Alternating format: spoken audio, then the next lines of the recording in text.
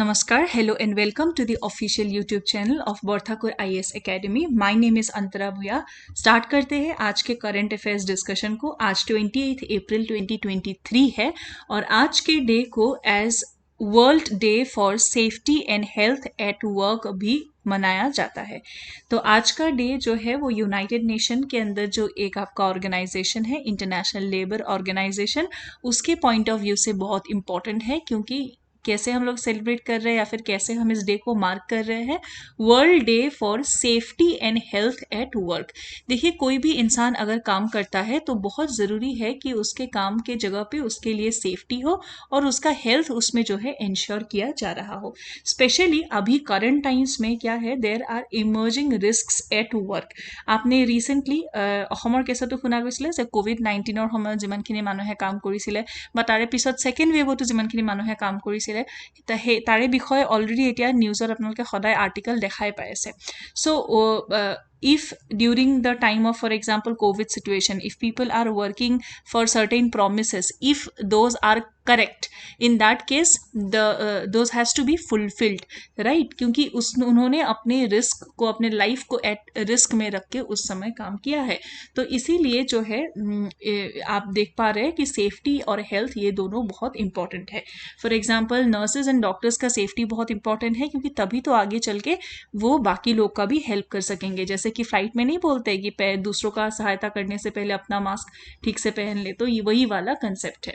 Next देखिए, new technologies और किस तरीके से न्यू टेक्नोलॉजीज है यहाँ पे। प्रोडक्शन प्रोसेसेस जो है अभी उसमें नैनो टेक्नोलॉजी है, बायोटेक्नोलॉजी है, और अगर यहाँ पे सेफ्टी मेंटेन नहीं किया गया तो फिर जैसे एक आपका र्यूमर हो, सही हो, लेकिन जो भी है क्या रहता है, बहुत ज़्यादा सिक्योरिटी और सेफ्टी मेंटेन करना ज़रूरी है, क्योंकि अभी ये बहुत बड़े इमर्जिंग रिस्क भी हो सकता है अगर सेफ्टी मेंटेन नहीं किया गया।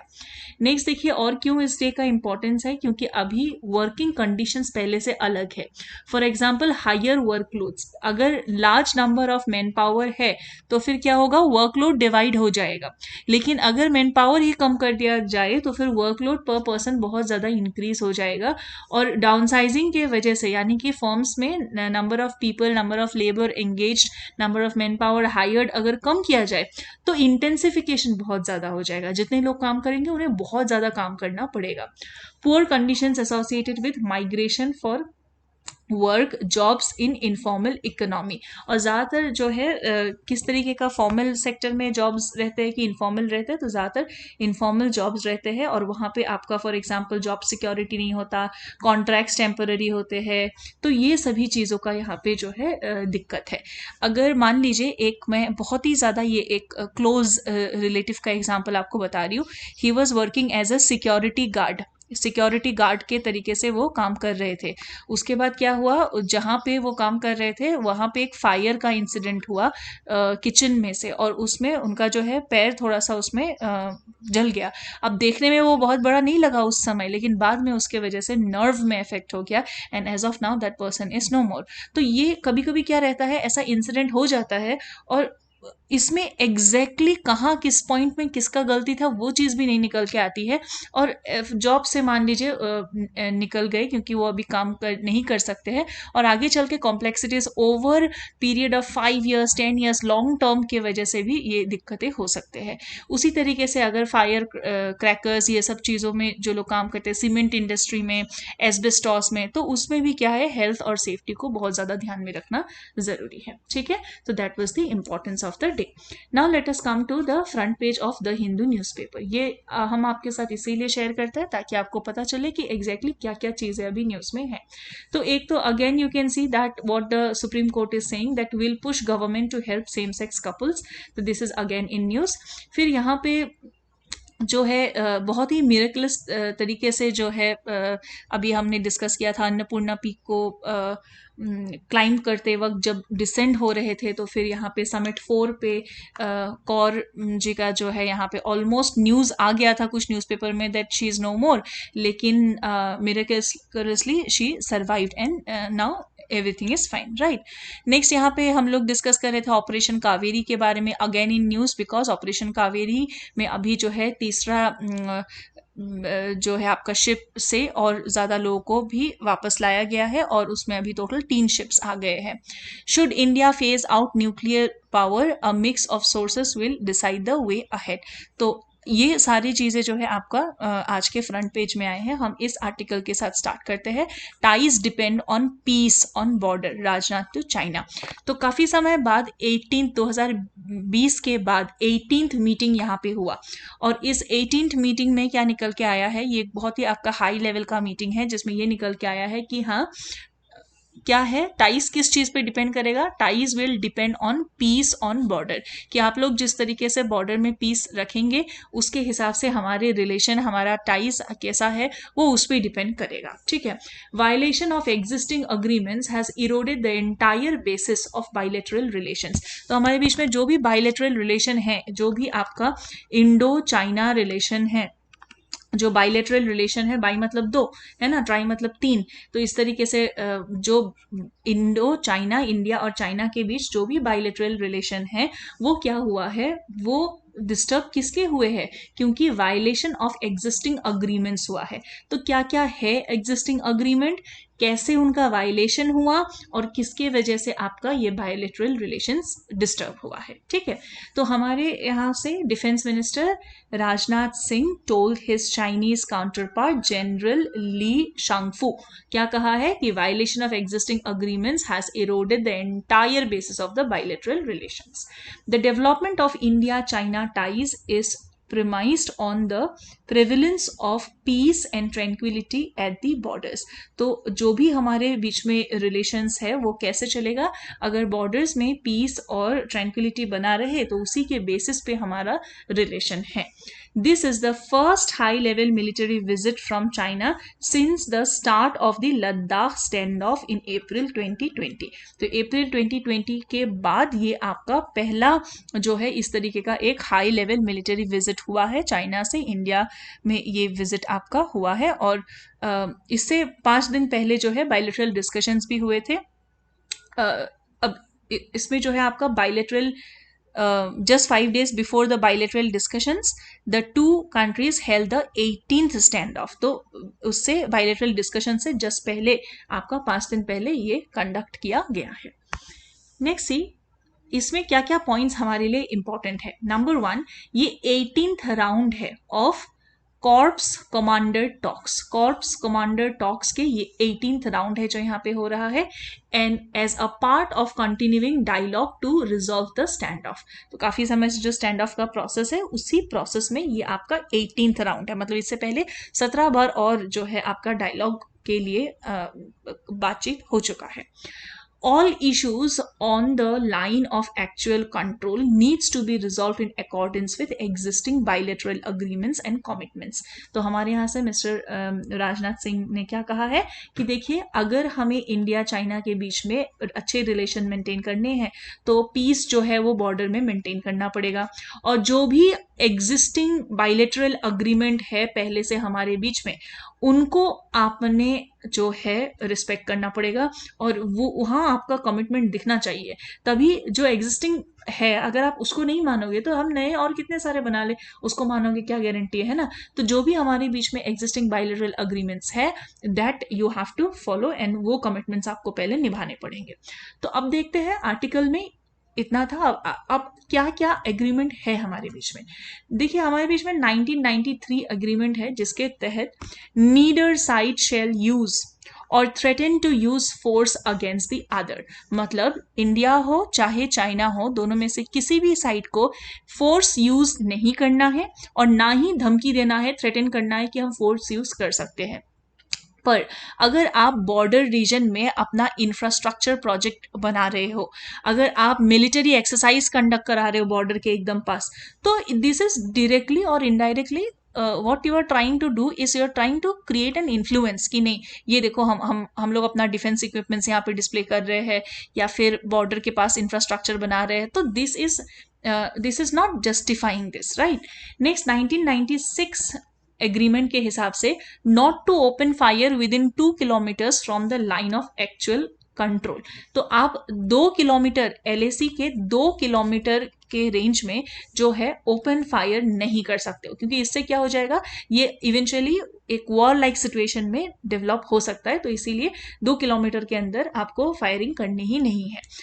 India China border defence cooperation agreement के हिसाब से not follow or tail patrols on the other side in areas where there is no common understanding of line of actual control. Okay तो जहां पे clear understanding नहीं है कि ये है लाइन ऑफ एक्चुअल कंट्रोल, वहां पे जो बीच का आपका रीजन रहेगा उसमें जो आपका एरिया रहेगा उसमें किसी भी साइड में आपको जो है अपना पेट्रोलिंग आप करा रहे हो।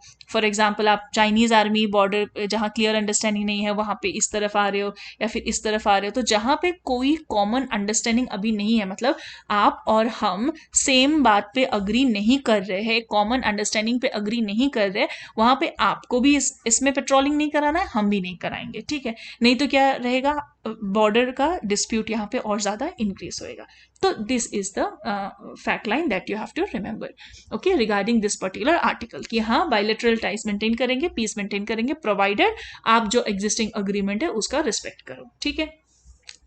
नेक्स्ट एक बहुत अच्छा एडिटोरियल सेक्शन में आपका एक बहुत अच्छा आर्टिकल आया जिससे आपका GS paper 3 environment point of view से इंपॉर्टेंट है, and as a whole this article gives you the idea of sea level rising. ये बहुत अच्छा आर्टिकल है क्योंकि इसमें बहुत सारे पॉइंट्स निकल के आते हैं और किस तरीके से सी लेवल राइजिंग के वजह से आप कहाँ तक कनेक्ट कर सकते हो, सिर्फ माइग्रेंट्स तक कनेक्ट कर सकते हो या फिर चाइल्ड ट्रैफिकिंग तक कनेक्ट कर सकते हो।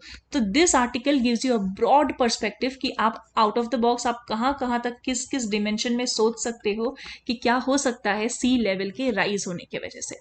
तो देखिए जो समुद्र का लेवल है, जो सी लेवल है, what is the rate at which sea levels are rising? We all know that the sea level is rising. We all know that the glaciers are melting, the sea level is rising, and because of the rising sea level this land or this soil is getting eroded, and as a result of which पूरा का पूरा land mass अगर पानी में आ जाएगा तो ये लोग जाएंगे कहाँ, रेफ्यूजी क्राइसिस हो जाएगा, ठीक है, लैंड का स्कैर्सिटी हो जाएगा, ठीक, this we all know, but there are some important questions to it. What is the rate at which sea levels are rising? किस रेट में राइज कर रहे हैं, कब तक जाके सिचुएशन बहुत गंभीर होगा, 2050 तक या फिर 2100 तक, कब तक जाके सिचुएशन बहुत गंभीर हो जाएगा, इसका एक idea. What is the rate, what are the reasons behind the accelerated sea level rise, क्या रीजन है इतना फास्ट तरीके से जो ये सी लेवल राइज हो रहा है, इसके पीछे क्या रीजन है। What does the report by the World Meteorological Organization show, WMO का जो रिपोर्ट है वो क्या कहता है इसके बारे में, और कौन सा रिपोर्ट इसके बारे में बात करता है। What problems can be caused by the raising sea level, ये जो राइजिंग सी लेवल हो रहा है इसके वजह से क्या क्या दिक्कतें हो सकता है, सोशो इकोनॉमिक लाइफ तक क्या क्या इसका इंपैक्ट हो सकता है। अ वेरी गुड आर्टिकल, तो आप लोग PDF जरूर डाउनलोड कर लीजिएगा इसका। अब हम आते हैं the World Meteorological Organization WMO का रिपोर्ट क्या है। So the report is state of the global climate 2022 report. क्या रिपोर्ट है, state of the global climate report. अब इसके तहत क्या है, देखिए, the sea level is rising at an unprecedented rate, मतलब बहुत ही ज्यादा तेजी से वो आपका राइज कर रहा है, जिसके वजह से इसका जो कॉन्सिक्वेंस है वो डिजास्ट्रस हो सकता है। किस किस सेक्टर में, वेदर आपका फ्लक्चुएट कर सकता है, बहुत ज्यादा साइक्लोन्स आपका आ सकता है, higher intensity and more frequently आ सकता है, ठीक है। एग्रीकल्चर सेक्टर में इफेक्ट पड़ेगा, ग्राउंड वाटर क्राइसिस में इफेक्ट पड़ेगा क्योंकि सी वाटर राइज होके जमीन पे आ जाएगा, जमीन के अंदर चला जाएगा, फिर फ्रेश वाटर भी सेलाइन हो जाएगा, उसमें भी नमकीन आ जाएगा, तो फिर क्या होगा, क्या पानी पिएंगे। And social disparities, okay, socially लोग सर्वाइव कैसे करेंगे, क्या खाएंगे, क्या पिएंगे, ये सारा चीजों का प्रॉब्लम हो जाएगा, ठीक है। rise in global temperature, record breaking increases in the concentration of greenhouse gases, as well as glacier loss, sustained drought like condition in East Africa, record rainfall in Pakistan, and unprecedented heat waves that struck Europe and China in 2022। तो क्या क्या summarily हम इसको कर सकते हैं कि क्या क्या रीजंस इसके पीछे हो सकता है। रीजंस हो सकता है आपका कि जो पूरा ग्लोबल टेम्परेचर है, हमने कहा था maximum 1.5 degree Celsius, right, pre industrial level से, और नहीं भी तो 2 डिग्री सेल्सियस पे तो बस। लेकिन ये जो राइज हो रहा है ना ग्लोबल टेम्परेचर का, भले ही वो ग्रीन हाउस गैसेस के वजह से हो या फिर इस टेम्परेचर राइज की वजह से, और हमने देखा था ब्लैक कार्बन एक्सेट्रा, तो इन सब चीजों की वजह से क्या रहता है, जो ग्लेशियर है वो मेल्ट होने लग रहे हैं। ग्लेशियर मेल्ट होने की वजह से क्या होता है, जो आपका सी लेवल है वो अपने आप से आपका राइज हो जाएगा। साथ ही साथ रेनफॉल जो है वो भी एक रीजन है, हीट वेव्स जो है वो भी एक रीजन है। तो ये पूरा एक साइकिल में चल रहा है कि इसके वजह से राइज हो रहा है और राइज की वजह से और ज्यादा प्रॉब्लम्स हो रहे हैं। तो इस साइकिल में हम लोग चल रहे हैं। तो देखिए क्या क्या इसके पीछे रीजन है, क्या क्या इसके और कॉन्सिक्वेंसेस हो सकते हैं। ड्राउट, फ्लड, हीट वेव्स, ये सारे जो है ये अफेक्ट कर सकते हैं कम्युनिटीज को on every continent and coast. Many billions of dollars are spend because of this problems. Okay, और साथ ही साथ अभी जो आपका एंटार्क्टिक में आइस है, ठीक है, यहाँ पे आपका आर्कटिक आइस और यहाँ पे आपका Antarctic ice. So Antarctic sea ice fell to its lowest extent on record and the melting of some European glacier was literally off the charts. तो बहुत ज्यादा यहाँ पे melting of the glaciers and ice हो रहा है, ठीक है। Now the question is how much is the sea raising. ये तो हो गया आपका इंट्रोडक्शन, ठीक। लेकिन अब एग्जैक्ट फैक्ट क्या है, कितना राइज हो रहा है ये आपका सी लेवल। तो राइजिंग कितना है, the sea level has been rising in the 3 decades for which satellite altimeter data is available 1993 से 2023 तक। कितने डेकेड्स में, 1993 से 2003 तक, 03 से 2013 तक, 2013 से लेके 2023 तक, तो हुए हैं 30 साल। तो ये जो आपके 3 डेकेड्स है उसमें जो सी लेवल है वो आपका काफी ज्यादा राइज हुआ है। But while the rate of sea level rise was, पहले कितना रेट था, 2.27 millimeter per year, okay, in 1993-2002 it shot up to 4.62 millimeter per year, which you can see is more than double, right? So this is the problem. 2013-2022 तक ये जो है आपका बढ़ के कितना हो गया, 4.62 मिलीमीटर पर ईयर। पर आप ये सोचिए कि ये ऐसे बढ़ के क्या हो जाएगा, सी लेवल राइज होके होके जो लैंड है वो तो उसके नीचे चला जाएगा ना एक पॉइंट पे। The rate of global mean sea level rise has doubled. You can clearly see this is more than double between the first decade of the satellite record and the last. Since the lives of coastal communities, जो लोग आपका coastal region में रहते हैं, coastal communities, ठीक है, क्या होगा, what will happen, changes in the coastal ecosystem as a result of the global mean sea level will further endanger the socio-economic stability of this community. For example, there are tribal communities जिनके बहुत कम population अभी है, indigenous communities है, तो क्या हो जाएगा, what will happen to their socio-economic stability, their existence will be threatened, right? Already जब हमने देखा था सुनामी के समय में, हमने सोचा था कि पता नहीं अभी बचे होंगे, कितने बचे होंगे, ये डाउट आ गया था, but then they survive such kind of a natural disaster as well, right? However, अभी अगर पूरा लैंडमास ही चला जाएगा तब क्या होगा, है ना। तो what does the research says, if global temperature increase stays below 2 degree Celsius, हमारा टारगेट पेरिस क्लाइमेट एग्रीमेंट में क्या था, वैसे तो हम 1.5 पे ही रोकेंगे, पर नहीं तो 2 डिग्री सेल्सियस पे। On average, melting ice sheet would contribute estimated 26 centimeter to sea level rise by 2100. तो 2100 तक 26 centimeter rise हो जाएगा। और worst case scenario क्या है, 5% chance that contribution could be as much as 80 centimeter. इसके भी 5% chances है, ठीक है। और अगर ग्लोबल टेम्परेचर इंक्रीज इतने में नहीं रुका और 5 डिग्री सेल्सियस तक गया, where current trajectory for economic growth continues on, अभी जैसे हम लोग इकोनॉमिक ग्रोथ को कंटिन्यू करा रहे हैं, अगर वैसे ही आगे चलते रहे तो 5 डिग्री तक अगर बढ़ा, in that case on average melting ice sheet would contribute estimated 51 centimeter to sea level rise by 2100. So this is the scenario, this is the problem. तो लैंड स्केर्सिटी बहुत ज्यादा हो जाएगा, बहुत सारे लोग डिस्प्लेस हो जाएंगे, माइग्रेशन करना पड़ जाएगा।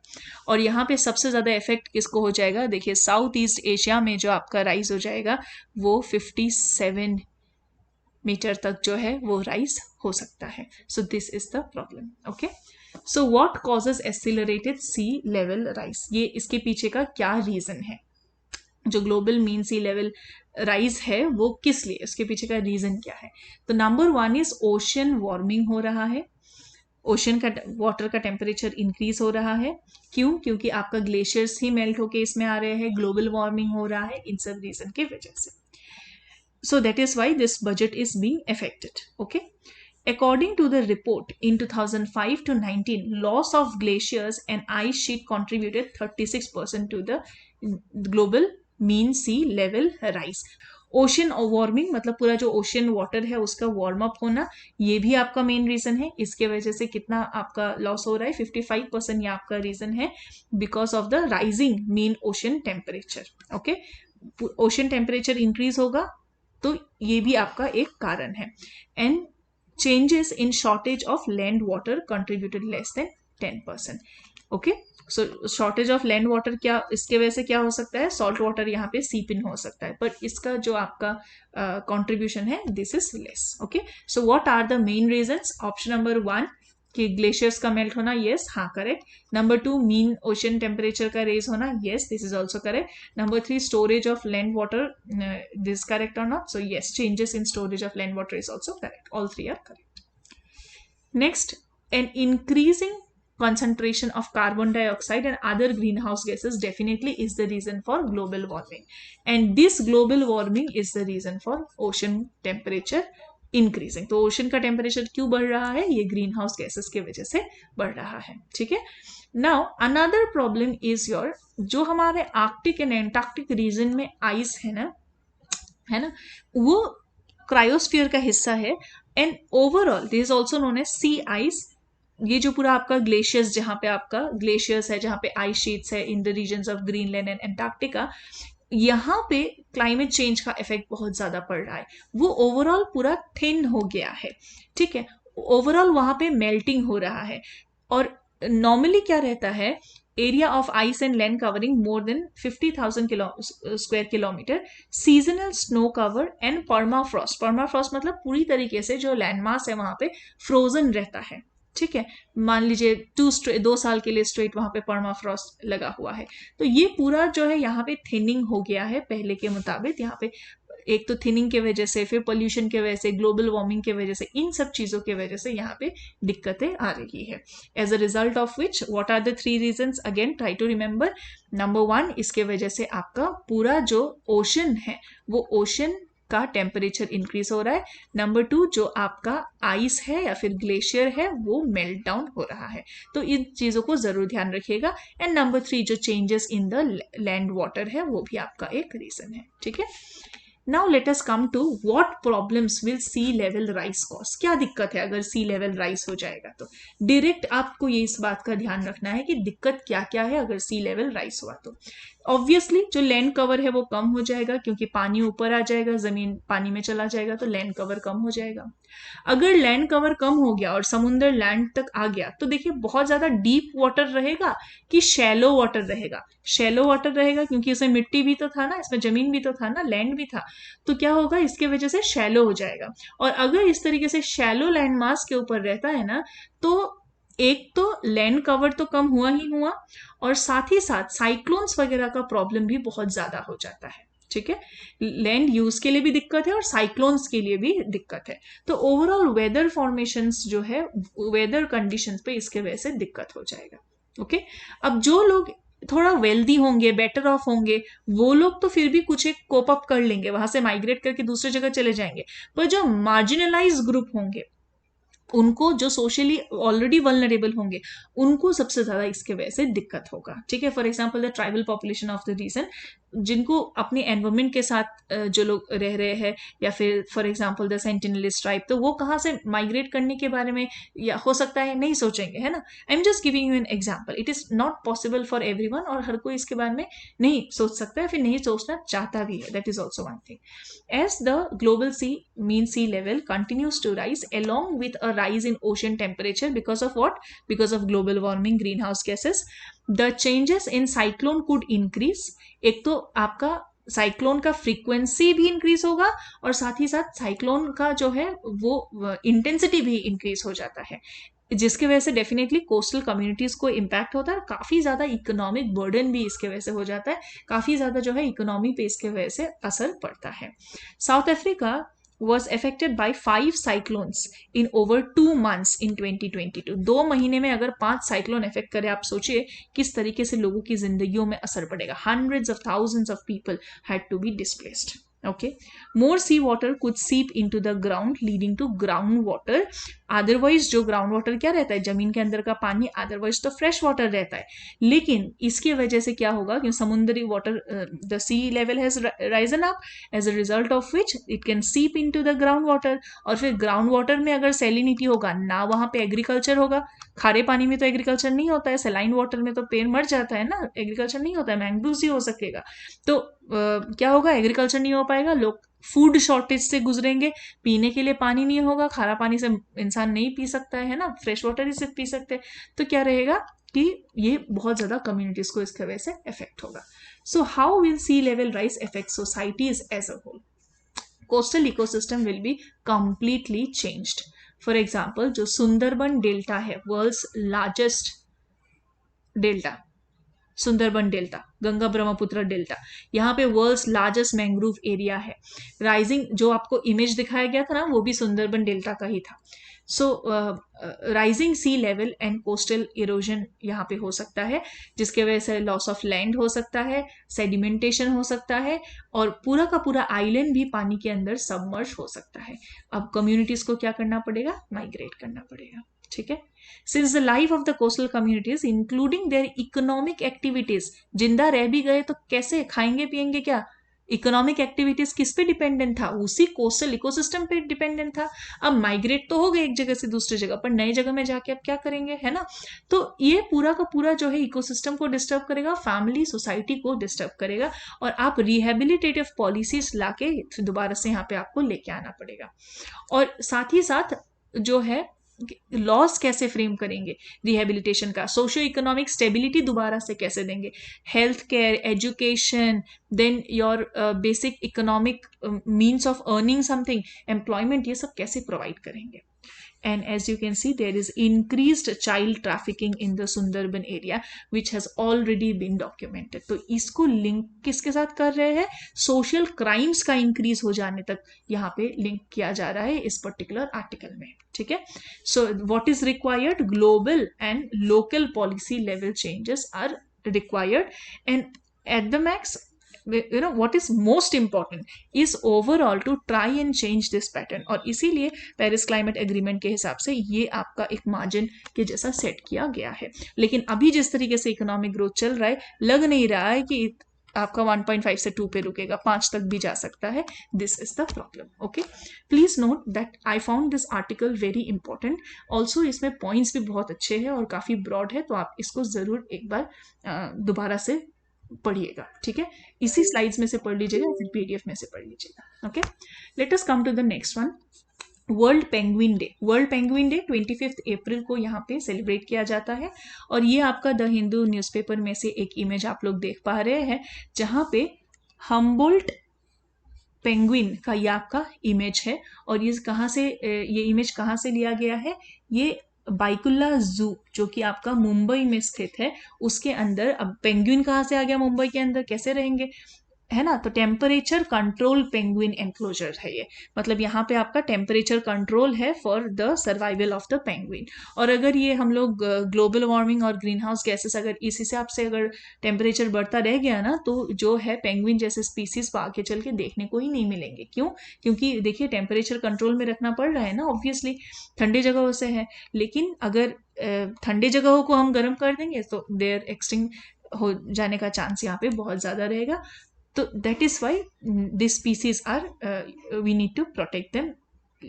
That is the reason. Okay, so the day is observed in honor of these remarkable birds and their place in our world, as climate change and other pressure threaten their habitat. Again I am repeating, project tiger में भी देखा था कि habitat और animal एक साथ save कर सकते हैं. देन गजोत्सव जब हमने देखा था, और साथ ही साथ एलिफेंट में भी हमने देखा था कि हैबिटेट एंड द एनिमल, और यहाँ पे भी देखिए हैबिटेट, फूड सोर्सेस, तो इनको प्रिजर्व करने से ही जो है यहाँ पे पेंगुइन को हम लोग अच्छे से रख सकते हैं. ठीक है, let us come to the next article. India sends third ship INS Tarkash to port Sudan for evacuating citizens.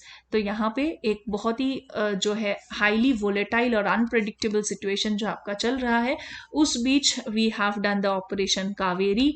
Operation Kaveri किस लिए किया, ये हमने ऑलरेडी प्रीवियस क्लासेस में भी देखा था, to bring back the Indians from war torn Sudan. और वहाँ पे ऑलरेडी जो है आपके INS Sumedha and INS Teg is going to support INS Tarkash. तो ये जरूर आप नाम यहाँ पे ध्यान रखिएगा, और ऑपरेशन तो आप लोग को पता ही है, operation Kaveri. Okay, coming to the next article, Supreme Court order will help Punjab, Haryana and their stand of 100 meter ESZ of the Sukhna sanctuary. हमने देखा था कल के आर्टिकल में हमने देखा था कि अभी जो है आपका इको सेंसिटिव जोन 10 किलोमीटर तक ही हो हर जगह, ये आपका मैंडेटरी नहीं है, क्योंकि यहाँ पे व्हाट डिड द कोर्ट से कि आपका हर एक जगह अलग अलग है, और इस हिसाब से आपका ये मैंडेटरी नहीं कि 10 किलोमीटर ही रहे. तो ये जो है आपका 1 किलोमीटर मिनिमम पे हम लोग कर सकते हैं. अब this acts as a buffer zone. For example यहाँ पे आपका नेशनल पार्क और वाइल्ड लाइफ सेंचुरी है. अब ऐसा तो है नहीं कि वहां पे जू के जैसा वॉल बना हुआ है, तो नेशनल पार्क के तुरंत बाहर आप तो अगर इंफ्रास्ट्रक्चर बना देंगे या फिर कनेक्टिंग रीजन में बना देंगे तो फिर उससे दिक्कत हो सकता है. तो एक बफर जोन यहाँ पे आइडियली 10 किलोमीटर, अगर कनेक्टिंग है तो उससे ज्यादा भी टर्म्स एंड कंडीशंस हो सकता है, लेकिन अभी के हिसाब से क्या है, 2022 के हिसाब से, अभी के हिसाब से 1 किलोमीटर आपको मिनिमम रखना है. ठीक है, so each national park and wildlife sanctuary must have the eco sensitive zone of minimum 1 kilometre. Okay, और ऑलरेडी यहाँ पे जो है आपका हरियाणा एंड पंजाब में ऑलरेडी यही चल रहा था कि एटलीस्ट 100 मीटर्स तक रखा जाए, तो उसको अभी और जो है उसको मेंटेन करने में और ज्यादा ये हेल्पफुल रहेगा. What you see in the image are known as your blue bulls, and blue bulls spotted at the Sukhna Wildlife Sanctuary in Chandigarh. Okay, in the next article you can see Suman Adhikari Guwahati পৰা হয় আৰু দুটা prestigious award পাইছে. He has won the best story and best screenplay at the 68th Filmfare Awards 2023 for his work in Badhai Ho. So Badhai Ho এই মুভিখনৰ কাৰণে best story award পাইছে আৰু লগতে best screenplay awardও পাইছে. ঠিক আছে, these awards were won jointly with Akshat Gildial in case of best story, and with Akshat Gildial and Harshavardhan Kulkarni for best screenplay. So you have to remember this name, Suman Adhikari, 68th Filmfare Award, best story, best screenplay for the movie Badhai Ho. Okay, these three information you must remember. Coming back to today's question, which cricket stadium has named a stand after Sachin Tendulkar on his 50th birthday? तो कौन से cricket stadium उनके नाम पे, Lord stadium है या फिर Sharjah stadium है?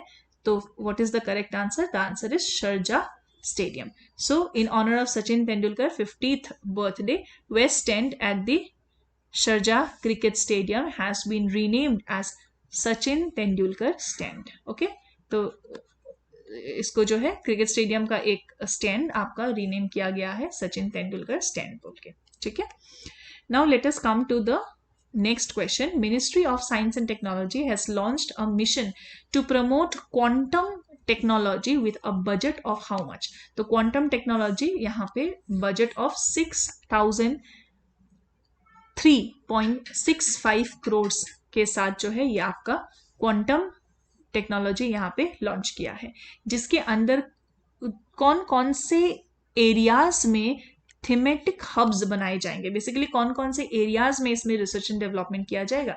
तो अभी जो है research and development quantum computing, quantum communication, quantum sensing and metrology, quantum material end devices, तो इनमें आपका जो है काम किया जा रहा है। ठीक है, let us come to the map of the day. आज मैप ऑफ द डे में हम देखने जा रहे हैं कर्नाटका और महाराष्ट्र के बीच में बॉर्डर डिस्प्यूट। तो आप लोग यहाँ पे देख पा रहे हैं महाराष्ट्र, यहाँ पे कर्नाटका, और ये जो आपका लाइन है ये है महाराष्ट्र और कर्नाटका के बीच का बॉर्डर डिस्प्यूट वाला लाइन। ये आपका काफी समय से चल रहा है, किन जगहों के वजह से, बेलागावी, कारवार एंड निपानी, इनके वजह से आपका बॉर्डर डिस्प्यूट चल रहा है। When state boundaries were redrawn on linguistic lines as per the state reorganisation act 1956, किसके तहत लिंग्विस्टिक लाइन पे आया, स्टेट रीऑर्गेनाइजेशन एक्ट 1956, ये आपने पॉलिटी में जरूर पढ़ा होगा। तो उसमें जो बेलगावी था वो Belagavi became part of your Mysore state. Okay, the act was based on the finding of Justice Fazal Ali Commission which was appointed in 1953।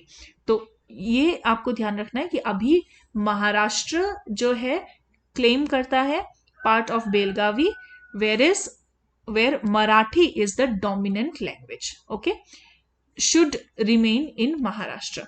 तो ये जो आपका क्लेम है, एक आपका महाराष्ट्र का क्लेम है और दूसरा क्योंकि यहाँ पे क्या है, मराठी डोमिनेंट लैंग्वेज है इसलिए, लेकिन मैसूर किंगडम का भी आपका पार्ट, तो इसीलिए दोनों के बीच में ये आपका डिबेट कंटिन्यू है। ठीक है, और जो कमीशन का रिकमेंडेशन था उसमें बेलगाम जो है and 247 villages remain with Karnataka. However Maharashtra did not agree to this कि कर्नाटका का पार्ट, क्योंकि मराठी बेसिस पे और लैंग्वेज बेस्ड रीऑर्गेनाइजेशन हुआ, इसीलिए move to supreme court in 2004। Okay, now let us come to the next slide which is your table of the day. आज के table of the day में हमने कुछ कमिटीज और वो किस ग्राउंड पे वर्क कर रहे हैं उसको कंपाइल किया है। आपको ध्यान रखना है, इनमें से कुछ इंपॉर्टेंट मैं मार्क कर रही हूँ। Bhagwati committee public welfare, Narasimhan committee financial system very important, Rangarajan committee public sector disinvestment. Okay, Rangarajan committee is also often in news. तो ये आपको कम से कम ये तीन चीजें आपको जरूर यहाँ पे ध्यान रखना है। YV Reddy committee reform in small saving. So try to remember at least this 4 और उसके बाद आप इसमें से और कमिटीज ध्यान रख सकते हैं। ठीक है, now coming to your today's mains practice question, जिसे आप कमेंट में पार्टिसिपेट कर सकते हो।